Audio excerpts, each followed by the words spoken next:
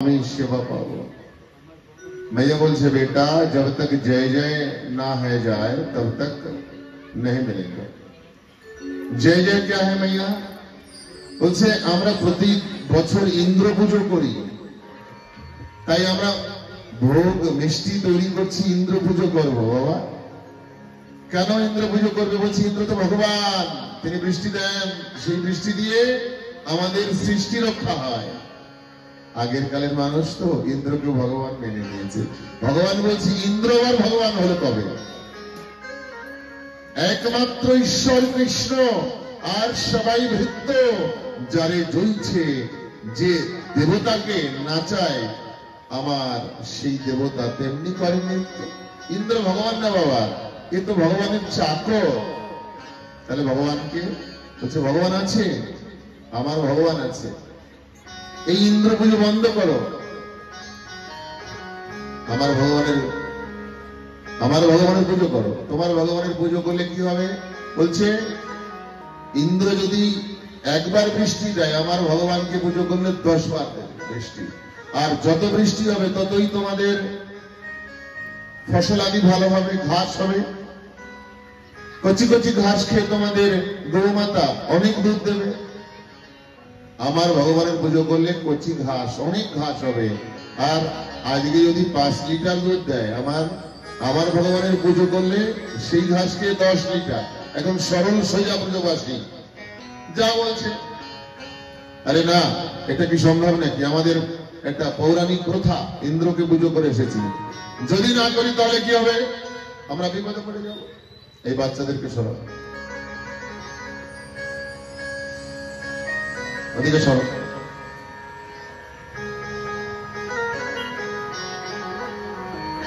কেউ তো বলছে না ভগবান যদি ইন্দ্র না হয় তাহলে আর কোন ভগবান? নিশ্চয়ই একবার আমাদের কারো যা বলছে সেটা সত্য হতে পারে, একবার মেনে দেখি না? চলো একবার মেনে দেখি।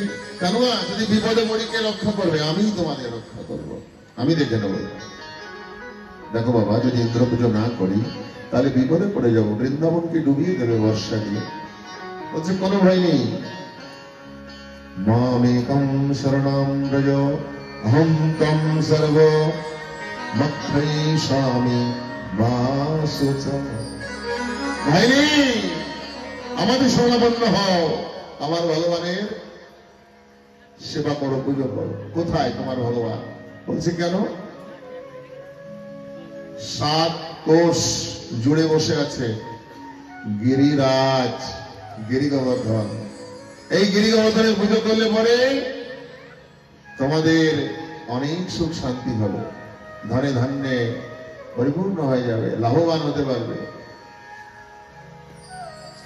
আমার গোবিন্দ লোক দিচ্ছে, লাভবান হবে।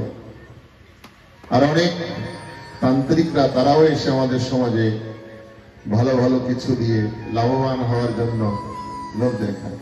ঠিক গোপালও বলছে গিরিরাজকে পূজন করলে তোমরা ধনে ধান্যে পরিপূর্ণ হবে, তোমাদের কোনো অভাব থাকবে না। ঠিক আছে, গরুর গাড়িতে করে সবাই মিষ্টান্ন, পকবান, লুচি, পুরি, সন্দেশ নিয়ে সেই গিরিরাজের দিকে ছুটে চলেছে। যে বলছে ভগবান কোথায় দেখা? বলছে এই তো পাহাড়ি ভগবান। কি করতে হবে বল? বলছে স্নান করাও পাহাড়কে। 21 কিলোমিটারের গোলাই পাহাড়কে স্নান করতে বলছে। এটা কি চারটেখানি কথা? যমুনা থেকে জল এনে এনে কি সম্ভব? সেখানে মানসী গঙ্গা আমার প্রভু সৃষ্টি করে দিলেন, সেই মানসী গঙ্গা দিয়ে গিরিরাজকে স্নান করালেন। আরে বাবা, এত একটা পর্বত, তোর ভগবান কোথায় দেখা? বলছে চোখ বন্ধ করো, এক পলকে আমার ভগবান প্রকট হবে। সরল সোজা ব্রজবাসীদের যা বলছে তাই শুনছে, চোখ বন্ধ করে নিয়েছে। আমার গোপালের নিজের শরীর থেকে আর একটা শরীর গিরিরাজ হয়ে গিরি গোবর্ধন পাহাড়ের পর্বতে দাঁড়িয়ে গোপালের শরীর থেকে আর একটা শরীর আলাদা হয়ে দাঁড়িয়েছে। বলে গোবর্ধন মহারাজ কি, গিরিরাজ মহারাজ কি। বলছে এবার চোখ খোলো। চোখ খুলেছে ব্রজবাসীরা, দেখে আর একজন দাঁড়িয়ে আছে। একবার ওই গিরিরাজের দিকে তাকায়, একবার গোপালের দিকে তাকায়। বলছে নয়ন দুটো মনে হয় মেশে মেশে, তোকে দেখতেও যেমন এর মুখটাও দেখতে। বলছে আমার ঠাকুর তো, তাই আমার মতনই তো হবে নাকি। মানে সরল সোজা মানুষদেরকে বুঝিয়ে একদম বোকা করে রেখেছে। ঠিক আছে, এবার গিরিরাজ ভগবান তাকে সংকীর্তন করে শোনাচ্ছেন, আনন্দ কীর্তন করো, ব্রজবাসীরা কীর্তন করছে, প্রসন্ন করো আমার দেবতাকে। তারপরে কি হলো, একদিন ইন্দ্র মনে মনে চিন্তা করলো, আজকের দিনে তো আমার পুজো হওয়ার কথা, কিন্তু কোনো সরশব্দ নেই তো। গোপন সূত্রে জানতে পারলেন যে আজকে ইন্দ্র পুজো হচ্ছে না, গিরিরাজের পুজো হচ্ছে। দেখাচ্ছি মজা। সম্বর্তক নামক মেঘমণ্ডলকে ডাক দিয়ে বলল, প্রভু যাও বৃন্দাবনে অকাল মুষলধারায় বৃষ্টি দাও, পুরো বৃন্দাবনকে ডুবিয়ে দাও, ভাসিয়ে দাও, সমস্ত বৃন্দাবন যেন বর্ষার জলে পানির জলে ভেসে যায়।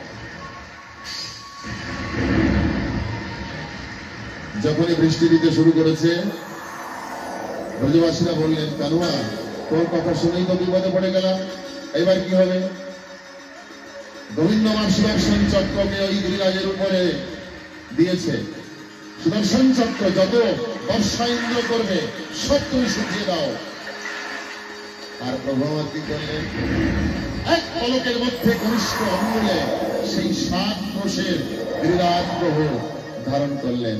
बोले गोवर्धन महाराज की, गोवर्धन महाराज की। এখন সবাই ভাবছে এতটুকু বাচ্চা কনিষ্ঠ অঙ্গুলে গিরিরাজকে ধারণ করেছে, কি পারে এতটুকু বাচ্চা? সবাই লাঠি টাঠি দিয়ে একটু ঠেকা দিচ্ছে। আমার ঠাকুর ভাবছে, আমি এতটুকু বাচ্চা, তোমাদের লাঠি ঠেকা না হলে পারবো না। একটু আঙুল নিচে করেছে, লাঠি চটচট করে ফেটে গেছে। এই কারো ধরো ধরো ধরো ধরো ধরো। আবার কৃষ্ণকে জিজ্ঞাসা করছে, কানুয়া এত শক্তি তোর গায়ে কোথা থেকে এসেছে? আমার ভগবান বলছে, कछु माखन के बल बड़े हो, कछु गोपियन करी सहाय। কিছু মাখন খেয়ে গায়ে বল হয়েছে, কিছু তোমরা আমাকে সাহায্য করছো। প্রকৃত সত্য কি জানো? राधा रानी के बल पर में गिरिवर लियो उठा। আমার রাধারানীর শক্তিতে আমি গিরিরাজকে ধারণ করেছি। তাছাড়া জানো, আমার দেবতা আমাকে একটা মন্ত্র দিয়েছে। এই মন্ত্র কেউ জানো না তোমরা। তোমরা সবাই আমাকে দেখছো না, আর তোমাদের সবাইকে আমি দেখছি। যাকে যাকে আমি দেখছি তার তার বল আমি হরণ করে নিচ্ছি।